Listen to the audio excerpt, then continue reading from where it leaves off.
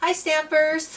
We are going to do this fun wedding card that I actually got the idea from our Stampin' Up! Convention that I just went to in Salt Lake City from Joanna Jones, one of my downline, and I loved it so much that I came back and I thought I'm going to do a video to show you how cool this card is. So let me show you how it works. So I've got four pieces of fabric right here. This is actually satin. You can use taffeta, will work too. So I'm going to first cut this out. So I put it through on the Big Shot, making a sandwich with the die and the two plates, and then I'm going to run it through the Big Shot. And usually I do use a shim on the top, but I think this fabric will be okay. See, that comes out just fine. And we've got 4 of the scallop circles, so we'll just throw that away. Then the next thing we're going to do is we're going to prepare the fabric. So by doing so, I'm just going to put the fabric out here. You can actually do this without hairspraying this, but this keeps the impression in the fabric a little bit better. So just kind of like wetting the fabric a little bit with hairspray. So we'll set that aside and just let it dry for a minute. In the meantime, I'm going to go ahead and do some of the other elements of the card. So I'm going to take this right here and just fold it like a regular card. Put our black background on the card with our snail adhesive. And then our shimmer silver paper. I'm going to go ahead and use the impression folder that has the dots on it. So we'll run that through. So make our little sandwich on the number 1 tab. Make it squeaky a little bit. Okay, we're going to slide that out because I'm going to use that again. So we've got the impression on there. So this will become the next layer on our card. Now I like to use the glue dots when I'm doing anything that has the texture on it because it will stay better on your card. So if you just use the glue dots at any time if not, sometimes your cards come apart when they've been mailed and they don't stick together. So if you just put 4 glue dots on it, it will stick a lot easier. Okay, so I'm just going to adhere that down. Got that background. Okay, now we're going to grab the fabric. So those have dried just a little bit and just give it a little bit of stiffness. So I want to take this impressions folder right here, and what I'm going to do is I'm going to put all 4 of the pieces together. And you want to make sure that your impression is pointing out the right direction on the glossy side of the fabric. So I'm going to make sure the back side of the fabric is on the raised image because that will push through the other side. So I'm going to go ahead and put it in like that and take that impressions folder out for a minute. Put this one in, and I want to give it a little bit extra oomph, so I'm going to add a shim on the top to just give it a little extra pressure to go through that fabric and to really put a impression into the fabric because it looks so much better when you can see it. Okay, now we have the impressions just right in there in the satin fabric. Now it's still a little bit damp, so you can lay those out and let them dry even a little bit more before you work with them. But we're going to go ahead and I'll set these 3 aside. It's better to go ahead and run 3 or 4 things of fabric together than just one. It will give you a better impression into the fabric. But then you can make several of these cards at the same time. And we're going to go ahead and make the shape of the skirt or the wedding dress. So I'm just going to fold this way and this way, and we're just going to make just like a little pie shape. And I'm going to just tape it just at the back. You can use temporary adhesive too, but this seems to hold it down just a little bit better.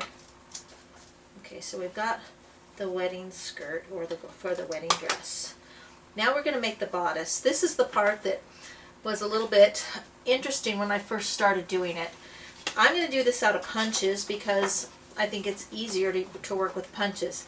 Here's a bodice that I've actually used with the punches. So I'm going to take temporary adhesive and we're going to go ahead and use this as our cheater.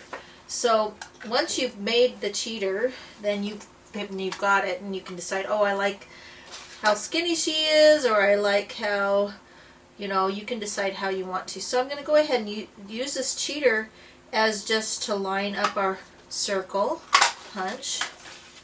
So we've got that. And we'll just lay that back there. And then I'm going to use, again, the same punch to go ahead and do the sides of her waist. So you still leave the cheater on there because that's your guideline. There's her waist. And on the other side, again. Now we're going to go ahead and use the sleeves, which is a 1 punch and 1-inch punch. And so I'm going to kind of use her sleeves. There's one side and the other side. Alright, now to get the neckline, I'd like to use a square punch. That will give us a nicer neckline, a square punch. And you can decide if you want it more plunging or not, however you want it. That's why it's kind of nice to try it out and see which one you like the best. Now just take the temporary adhesive and now I'll just turn it over and I'm going to be using this side. So there's the bodice for the wedding gown. Now we're going to run it through the Big Shot again and give us our dots. So I want it to go the right way, so I have to think about this. Okay, do it that way. Just put it through. So we've got the bodice, has also the dots on it too. Open that up, we've got the bodice and the dots on it. Okay, now we're going to put the dress together. That side right there, and then there's the bodice. Like so. And you see how it kind of doesn't match up with the top. That's okay because we're putting a bow right here on it and it will cover it up. So you want to take your punch, and I'm just going to move this all the way up here just to make a dot in the center, and that's where our bow is going to go on the bodice. So I'm going to take from Mary Brown, I love this bow, and what you want to do is you take a brad, and this is a rhinestone brad, and I'm just going to open up the rhinestone brad a little bit, or actually a lot. Sometimes it's hard to get these open. There it is. You just take the whole thing and you're going to get it all the way open, wide like that. So we've got it wide. Now we're going to take our ribbon and we're just going to make a big loop like so. Oh, we want a little bit more of a tail on it than that. So let me do it again. Okay, there's our bow. Just kind of a big loop. And now what we're going to do is we're going to take this and kind of smush it together, and so we've got that. Now we're going to put it all back together. So I've got it all kind of gathered up there. Now I'm going to take both of the legs of the brad and push them together and kind of put it back together like a brad. Now we can look at it from the front. Oh, we need to pull it through a little bit more this way or that way, and you can kind of shape it before you put it in your project. So you're getting the look that you want.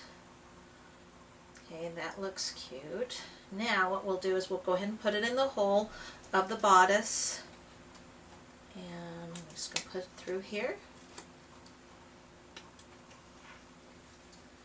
And then take the back and open it up so it secures it. Okay, so we've got the bow and it's looking cute. Now I'm going to go ahead and take the tails, and I want to cut those off a little bit to not make them so funky. Okay. Should I use my ribbon scissors? Okay, so we've got the bow, and then we've got the part of the wedding dress, so like so. Now we're going to go ahead and put some dimensionals on the back to make it really stick up. nicely. And this I'm kind of going to do a double on the dimensionals to make it stick up a lot for the bodice. And then the body of the bodice, or the bottom part, I want to go ahead and put some liquid glue on there. I'm going to decide, okay, where do I want this? Alright, about there. And I'm just going to tape this down because of the fabric. Just because I don't want it to move right now. So I've got the bodice that I want, and I'm putting it right there. Okay, that's where I want it. Now what I want to do right here is I want to go ahead and take some liquid adhesive and go ahead and glue this bottom down. You want it to come out, and then it comes out too fast. Okay, I'm going to push that down, let it stick to the fabric, get some good pressure on it. Okay, then we're going to stamp the saying on it, and we're going to use the stamp set word play. So I'm going to go ahead and stamp it in black, and then we're going to use one of our punches. This is a nice fun punch. I like this, and I love the shape of it.